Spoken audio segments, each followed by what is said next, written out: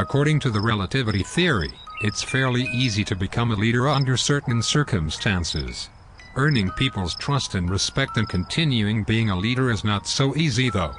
Let's compare two inglorious careers here.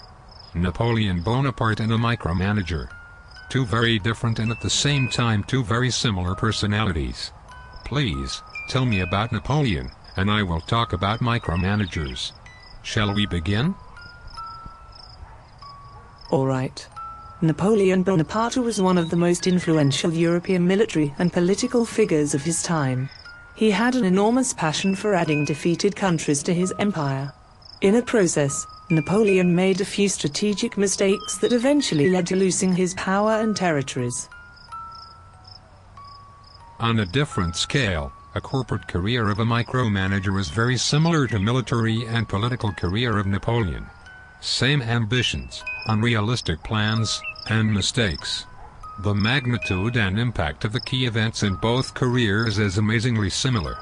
Napoleon becomes a well-known politician and a military genius fighting his battles in Europe and Africa.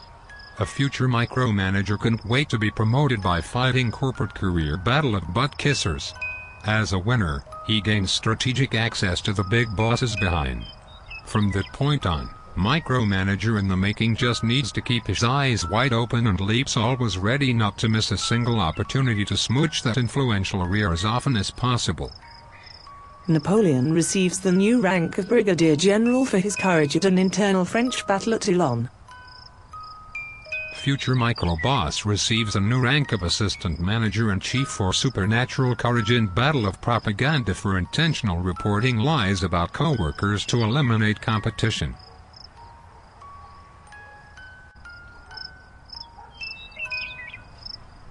Micromanager always loses bad temper battles, but rarely ends up in the company-paid anger management class. What anger management? We were talking about staff management here. Napoleon helps to put down royalist rising and wins promotion to commander of the interior. Then, being a hero, he becomes the first consul, and later on, the emperor. Micromanager proactively helps to put down the rising of the overworked and underpaid and gets promoted to manager-in-chief. Great success. Micromanaging superhero keeps impressing higher-ups by doing whatever it takes to fix the business process. Inferiority complex, micromanaging overexcitement, and lack of common sense mixed together create a short-term illusion of doing real work. The countries opposed to Napoleon's imperial plans form alliances to resist and defeat the French army. The most mistreated employees develop survival tactics to fight and defeat unbearable micromanagement. Believing in his superiority, Napoleon makes a disastrous strategic decision to invade Russia. Micromanaging hero feels, loves, and executes his absolute superpower to show everyone that he is a big boss. Smelling possible resistance, micromanager intensifies issuing verbal and written warnings and conducts beat-up, coaching, sessions, making the lives of most valuable employees absolutely miserable. The French army attacks the Russians, but suffers great losses and fails to destroy the army. Russian losses, while heavier, could be replaced due to large population. Ignoring any logic and sense of reality, micromanager uses all the administrative resources to launch full-scale offense on the scapegoats, trying to get them fired for all the violations, or force them to quit. As team productivity sharply decreases and the show goes on, the affected employees fearlessly defend their positions by communicating with higher-ups and human resources, and face micromanager in open combat during the beat-up, coaching, sessions. Having nothing to lose, the scapegoats express themselves freely and present micromanager in all the moronic, senseless, and ambitious glory. The scapegoats suffer heavier losses but restore the strength as they consider the company as a career while micromanager fights just to keep the job. Russian army withdraws in good order, opens a road to Moscow but preserves its combat strength, eventually forcing Napoleon army out of the country. The scapegoats have to rethink the tactics, plans, and methods of counterattacks. The higher-ups are no longer supportive after calling the scapegoats too sensitive. Recent corporate battles toughened the best employees and taught them to always be strong, not to count on anyone else, and not to trust anyone. Fighting with the micromanager makes it much easier for the company to terminate employment of those who refuses to be slaves. Micromanager, however, doesn't look and feel as victorious anymore. Napoleon arrives in Moscow to find the city abandoned and set alight by the inhabitants. Feeling overexcited after his glorious office battles, micromanager thinks he can do anything and everything and get away with it. Suddenly, team morale and results decline, and most of what needs to be done to perform and compete is not done. The scapegoats use new tactics of avoiding direct contact with micromanager and ignore all the negativity.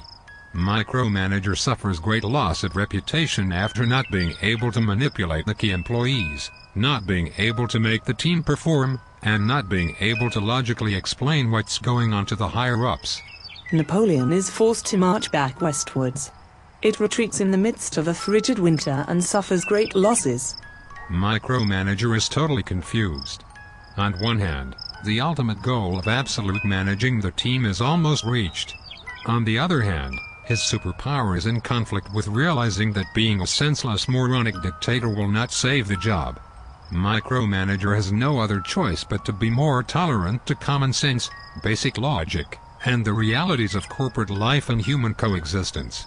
Micromanager is completely exhausted by frequent communications with higher-ups, reports of his own professional misconduct, and a few documented warnings for different reasons accumulated in a process.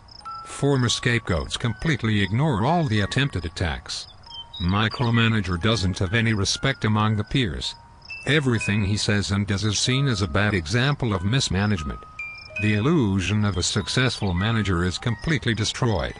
Coalition armies defeat Napoleon time after time and eventually enter Paris. Napoleon is forced to abdicate. He is exiled to a distant island of Elba. Highly effective damage control technique works perfectly. Micromanager feels more and more insecure as he loses battle after battle and attempt to keep the job. Micromanager is as depressed and miserable as his scapegoats used to be. His demotion is very possible. Napoleon escapes from Elba, forms a new army, and fights with the coalition armies again. That was a complete failure of Napoleon's attempt to restore his power. Napoleon surrenders and abdicates for the second time. The circumstances force micromanager to learn how to conduct professional conversations, how to show respect for the employees, and how to comply with corporate code of conduct. After a few unsuccessful tries, he gives it up and does what works the best, picks up the scapegoats, demands phenomenal results from them, and makes their lives miserable. At the same time, he picks up the favorites, doesn't care about their performances, but gives them easy assignments or customers and accounts that generate good commissions. All that gets noticed by higher-ups and human resources. They don't really care about the scapegoats, but they do care about not losing competitive advantage and company reputation. The micromanager is given a choice, to be demoted or to look for another job. It's about time. France loses all the territorial gains.